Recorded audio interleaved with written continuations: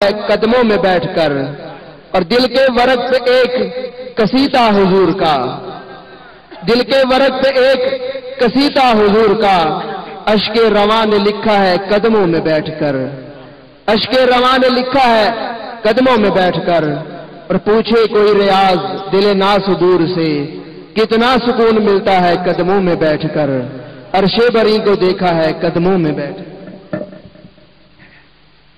اب میں تھوڑا سا تعارف کراتا ہوں کہ آج جس شخصیت کے ارشادات سے ہم مستفیض ہوں گے، سید محفوظ الحق شاہ صاحب، آپ محتاج تعارف نہیں ہیں۔ ماشاءاللہ اس وقت پاکستان میں صف اول کے، میں تو کہوں گا واحد باعمل عالم اجر، اور ہمارے چھوٹے سے شہر کو یہ فخر حاصل ہے کہ اس میں ایسا سپوت پیدا ہوا ہے کہ جس نے چار پاکستان کے کونے کونے میں وہ چھوٹے سے شہر کا نام روشن کر دیا۔ ماشاءاللہ ورثہ فقراء سے پر اور علم کی ساری باریکیوں سے پر، حضرت احمد رضا بریلوی کا مکتب فکر اگر اظہار آج پکڑ رہا ہے نا تو آپ کی شخصیت سے پکڑ۔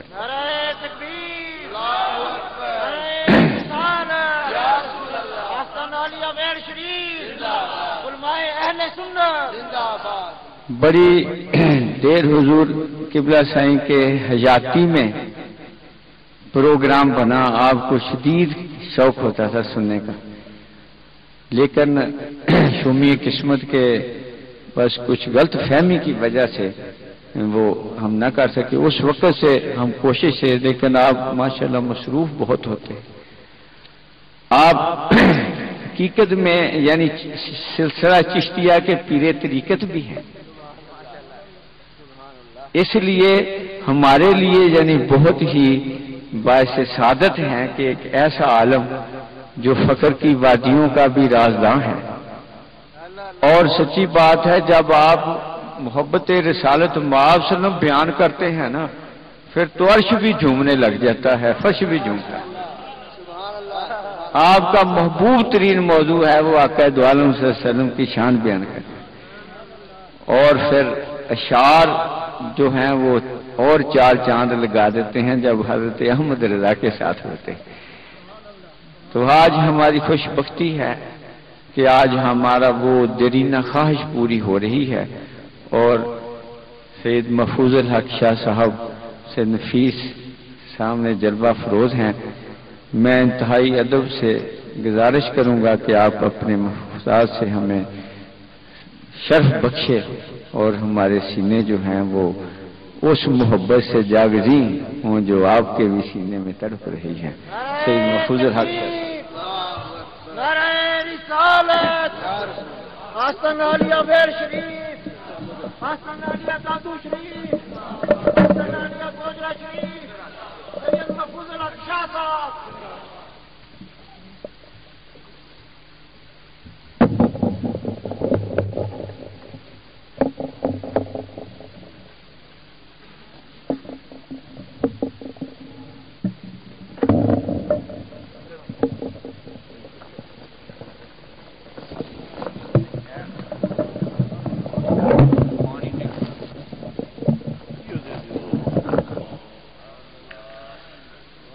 نحمده ونصلي ونسلم على رسوله الكريم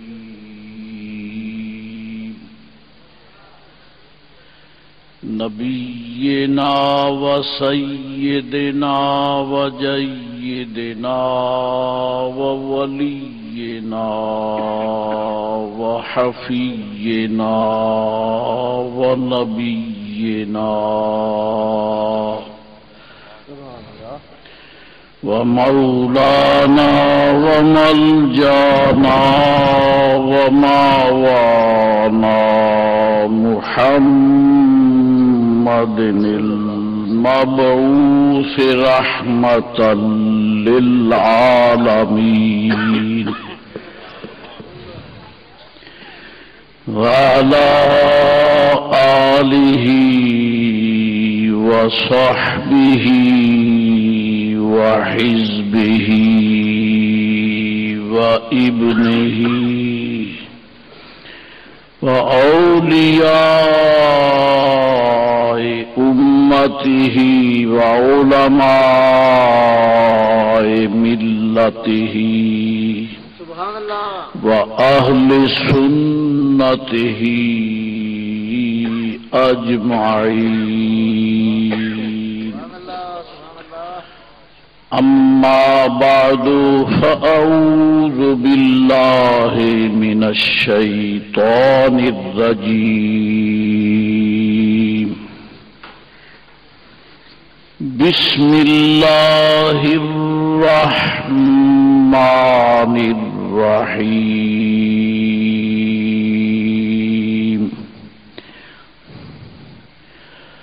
كما أرسلنا فيكم رسولا منكم يتلو عليكم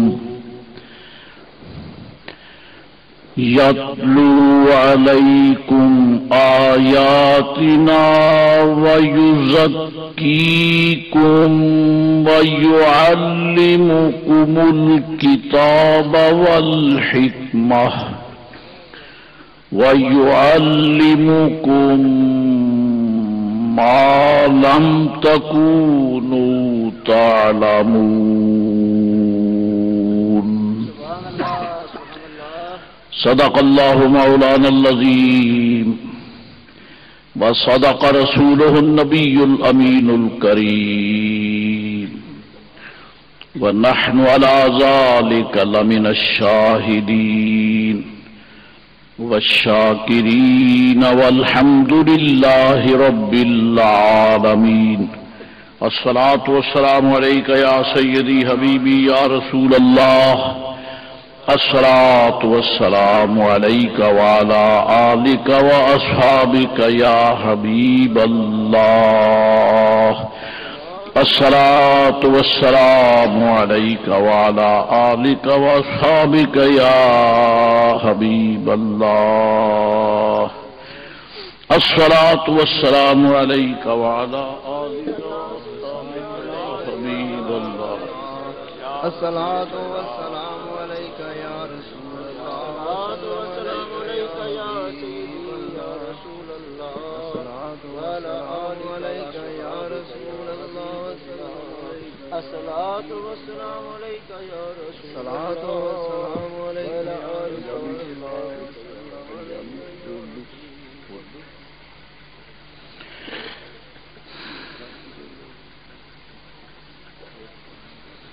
مخادیم ملک و ملت، مقتدیان اہل سنت،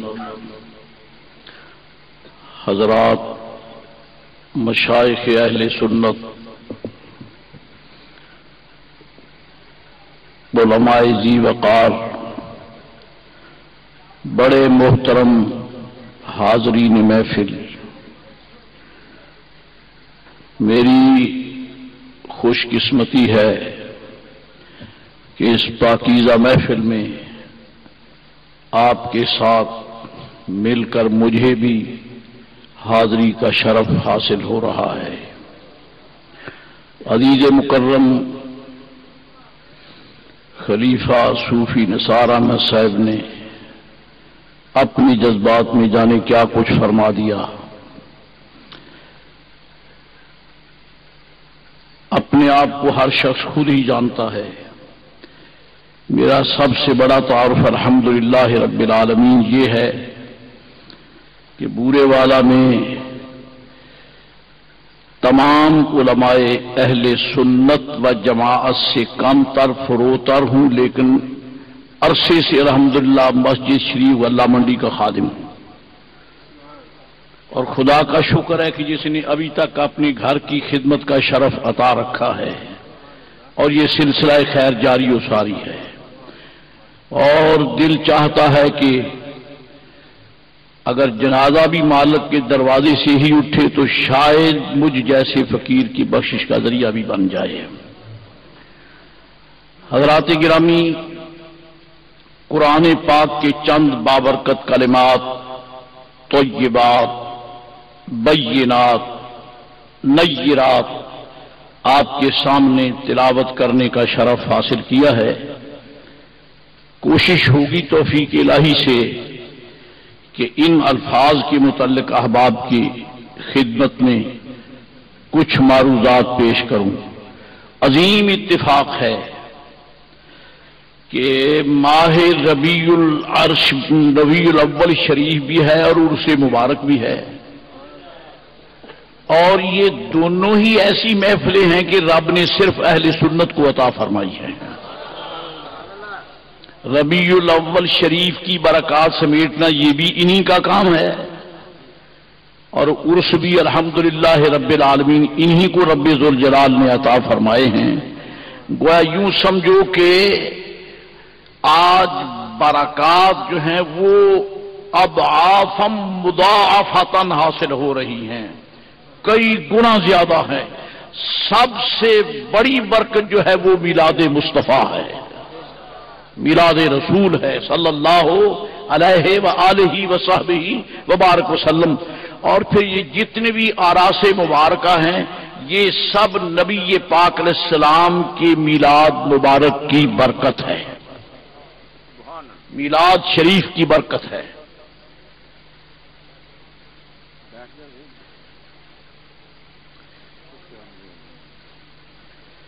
یہ لباس پا کے میرے سامنے نام ہے تو چنگا ہے،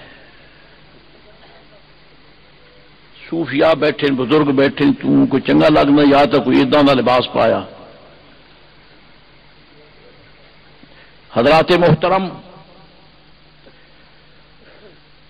آپ کے سامنے سب سے پہلے تو یہ گزارش کروں گا کہ قرآن پاک نے جو آپ کو اور ہمیں احکام دیے ہیں اسی لیے دیے ہیں کہ ہم ان پر عمل کریں، ان کو سمجھیں اور عمل کریں۔ اور میں یہ عرض کروں کہ اگر مسئلہ سمجھ نہیں آئے گا تو عمل کیسے ہوگا؟ پھر دیکھنا یہ ہے کہ عمل کرنے کا انداز کیا ہے، طریقہ کیا ہے۔ ایک آیت کریمہ اور بھی آپ کے سامنے تلاوت کروں۔ یا ایھا الذین آمنوا اتقوا اللہ وَكُونُوا مَعَ الصَّادِقِينَ۔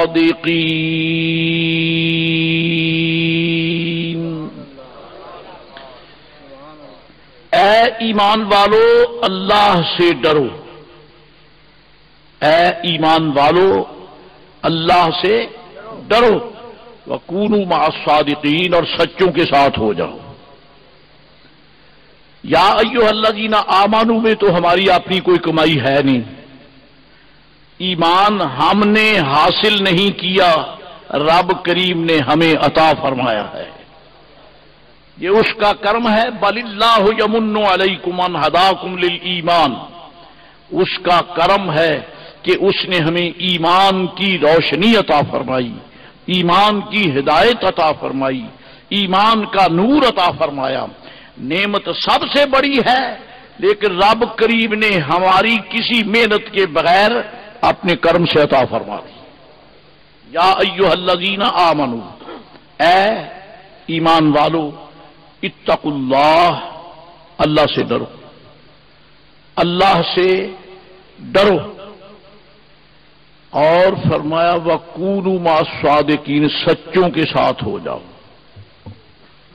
دو چیزوں کا حکم ہو گیا، ایک تو یہ کہ اللہ تعالیٰ سے ڈرو، دوسرا حکم یہ ہے کہ سچوں کے ساتھ ہو جاؤ۔